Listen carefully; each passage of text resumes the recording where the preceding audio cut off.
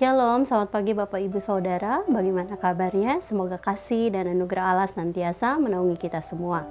Pagi hari ini kita akan kembali merenungkan firman Tuhan di dalam Ibrani 3 ayat 1-6 dengan judul perikop Yesus lebih tinggi dari Musa. Saya akan bacakan bagian perikop firman Tuhan bagi kita semua, demikian firman Tuhan. Sebab itu, hai saudara-saudara yang kudus, yang mendapat bagian dalam panggilan surgawi, pandanglah kepada Rasul dan Imam besar yang kita akui, yaitu Yesus, yang setia kepada Dia yang telah menetapkannya, sebagaimana Musa pun setia dalam segenap rumahnya. Sebab ia dipandang layak mendapat kemuliaan lebih besar daripada Musa, sama seperti ahli bangunan lebih dihormati daripada rumah yang dibangunnya. Sebab setiap rumah dibangun oleh seorang ahli bangunan, tetapi ahli bangunan segala sesuatu ialah Allah. Dan Musa memang setia dalam segenap rumah Allah sebagai pelayan untuk memberi kesaksian tentang apa yang akan diberitakan kemudian. Tetapi Kristus setia sebagai anak yang mengepalai rumahnya, dan rumahnya ialah kita. Jika kita sampai kepada akhirnya teguh berpegang pada kepercayaan dan pengharapan yang kita megahkan. Bapak Ibu Saudara, dalam perikop yang kita baca hari ini terdapat dua alasan mengapa Yesus Kristus harus senantiasa menjadi pusat perhatian kita saat beribadah. Dua alasan tersebut adalah: pertama, karena Kristus adalah Rasul dan Imam besar kita. Hal ini dapat kita perhatikan di dalam ayat 1-2. Pada ayat 1-2 ini, Rasul Paulus memberikan gambaran yang begitu indah dan sungguh-sungguh tentang satu pribadi yang harus senantiasa menjadi pusat perhatian kita. Dan pribadi tersebut adalah Rasul dan Imam besar yang kita akui, yaitu Yesus.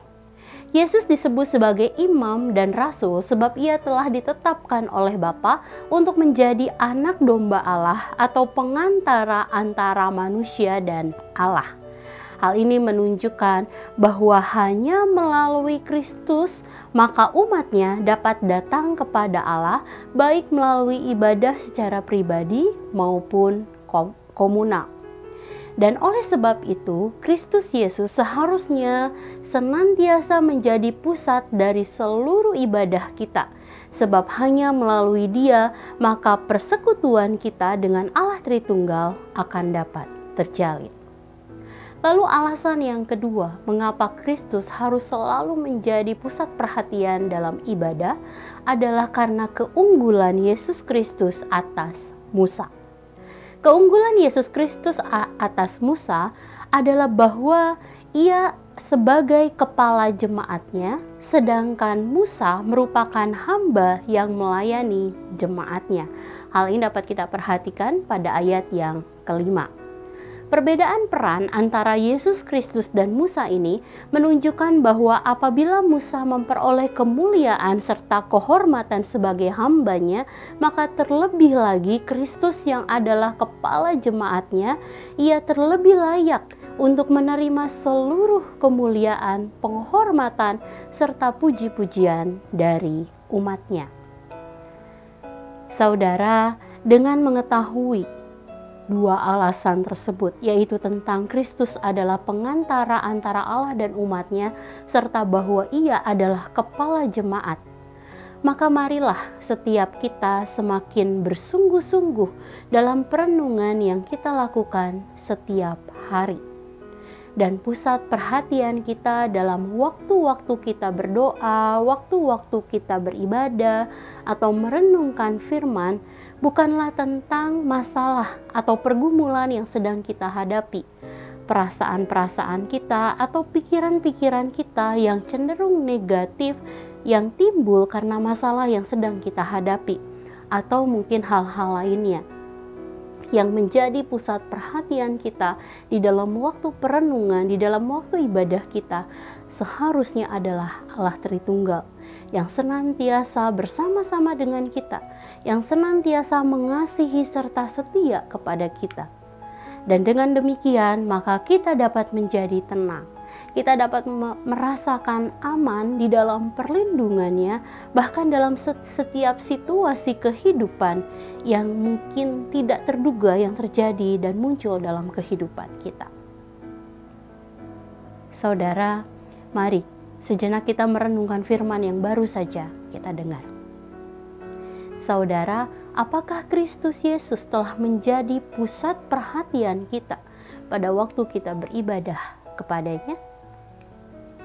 Jika belum, berikan kepadanya seluruh perhatian kita, sebab ialah satu-satunya pribadi yang layak untuk menerima seluruh penghormatan dan kemuliaan.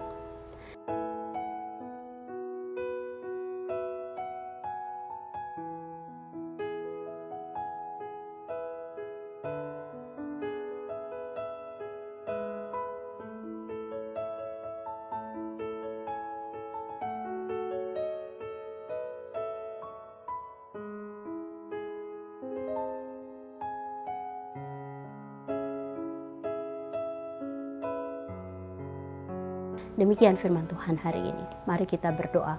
Tuhan, terima kasih satu hari Allah tambahkan dalam kehidupan setiap kami.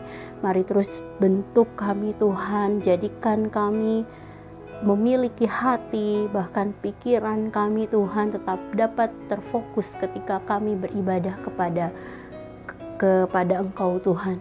Kami tidak membiarkan apa yang muncul dalam diri kami, segala yang negatif yang muncul dalam diri kami, mengambil alih posisi-Mu Tuhan di dalam hati dan pikiran kami ketika kami beribadah Tuhan. Kami rindu hanya Engkau yang menjadi pusat perhatian kami, hanya Engkau yang membuat kami berfokus Tuhan ketika kami sedang ibadah atau merenungkan firman-Mu Tuhan.